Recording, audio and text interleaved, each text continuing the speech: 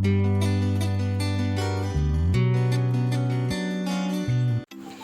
বন্ধুরা, welcome back to my channel Binita Dey and lifestyle. সকাল সকাল ঘুম থেকে উঠে পড়েছি। তো অনেকক্ষণ আগেই উঠেছি, যেহেতু আমার বর ভোরবেলা বেরিয়ে যায়। বর বেরিয়ে যাওয়াতে সকাল সকাল বিছানাটা গুছিয়ে নিয়েছি।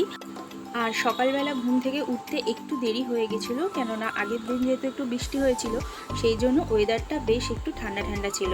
তো সেই জন্য ঘুমটা ভাঙতেও দেরি হয়ে গেছিলো। তাই আর এদিকে সব বাসি জামা কাপড় এই চেয়ারের মধ্যে জড়ো করে রেখেছি। এগুলো নিয়ে যাব ওপরে নিয়ে যাব, ভিজিয়ে রেখে আসবো। আর এখানে আমাদের সোমা কাজ করতে চলে এসেছে। আর ও এসে এত হাসে আর হেসে হেসে গল্প করে, ওর সাথে কথা বলতে বলতেই সময় কেটে যায়। আর ও এখানে বলছে যে, বৌদি তুমি আমার ভিডিও করছো? আমি বললাম, তুমি আমার সবকটা ভিডিওতেই আছো।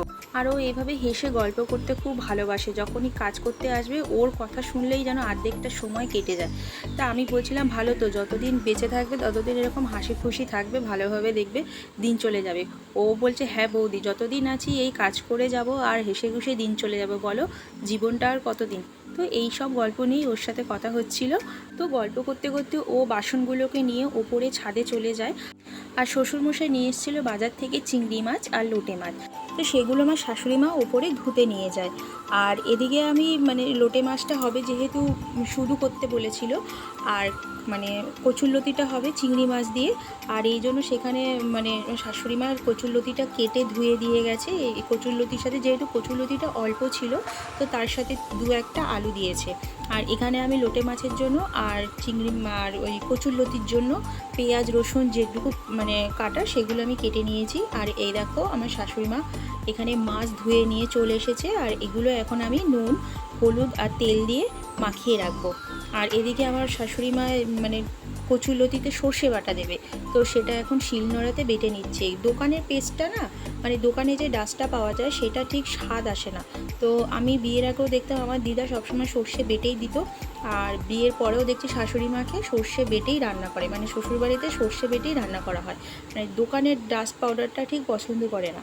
তো এদিকে আমার কচুরলতি হয়ে গেছে। এটা না একেবারে মেখে বসিয়ে দিয়েছি, নুন তেল হলুদ সর্ষের তেল চিংড়ি মাছ একেবারে সব কিছু মেখে পেঁয়াজ রসুন দিয়ে মেখেই কড়াইতে একেবারে ফোড়ন দিয়ে কালো জিরে ফোড়ন চাপিয়ে দিয়েছি।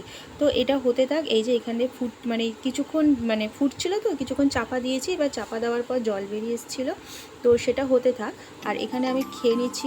কালকে একটু ভাত রেখে দিয়েছিলাম, আসলে যা গরম পড়েছে, তো সবসময় রুটি খেতে ভালো লাগে না। তো সেই জন্য ভাবছিলাম যে একটু জল ঢালা ভাত খাবো। তো ফ্রিজেই ছিল ভাতটা, তো আমি সকালবেলায় উঠেই ভাতের মধ্যে জল দিয়ে রেখে দিয়েছিলাম। আর সেটাই দুপুরবেলা সকালবেলা টিফিন নিয়ে বসেছি। যে আর আলু ভেজেছিলাম একটু, আমার শ্বশুরমশাইকে দিয়েছিলাম, সেই আলু ভাজাটা রেখে দিয়েছি, সেখান থেকেই খাচ্ছিলাম। আর এদিকে কিছুটা রান্না বাকি ছিল, তো আমি বললাম তুমি করে নাও। তো সেটা করতে শাশুড়ি মা ঢুকেছিল। আর খালি বলে, ওনার সামনে যখন আমি ক্যামেরাটা নিয়ে যাব, উনি বলে, না তুই আমার ভিডিও করবি না, আমি একটু সেজে গুজে থাকবো, তবেই তুই আমার ভিডিওটা করবি।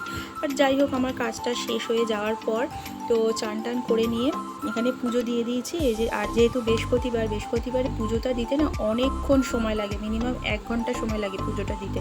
তো যাই হোক, আমার এখানে পুজো দেওয়া কমপ্লিট হয়ে গেছে। তো ফ্রেশ হয়ে সিঁদুর টিঁদুর পরে তো আমি ভাবলাম কি একটু নিচে যাব, কারণ নিচে এসে দেখি কি আমাদের গ্যারেজের সামনে একটা বেগমপুরি গাছ বলে, তো ওটা কি জানি না, তো বেগমপুরিয়া না কি একটা বলে গাছ।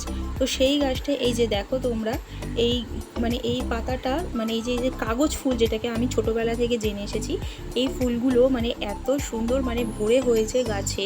যখন এনেছিল তখন অনেক দিন গাছে ফুল ফোটেনি, অনেক দিন ধরে গাছটা হয়েছিল, তারপরে গাছে এরকম ফুল এসেছে। আর দেখতে এত ভালো লাগে।